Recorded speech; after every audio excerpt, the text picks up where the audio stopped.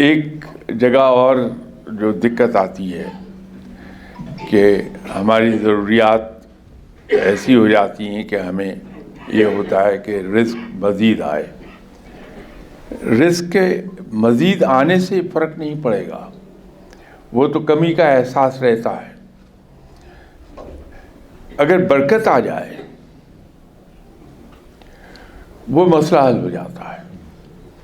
اور برکت کے حصول کا آسان ترین راستہ دینے میں ہے کہ اگر ہم اپنے رزق میں دوسروں کو حصے دار بنا لیں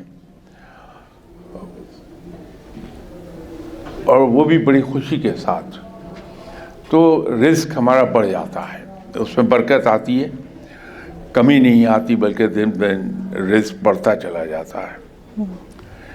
تو آسان ترین حل یہ ہے کہ ہم اپنے رزق میں جو اللہ نے ہمیں عطا فرمایا ہے دوسروں کو حصے دار بنا لیں اور بڑی خوشی کے ساتھ.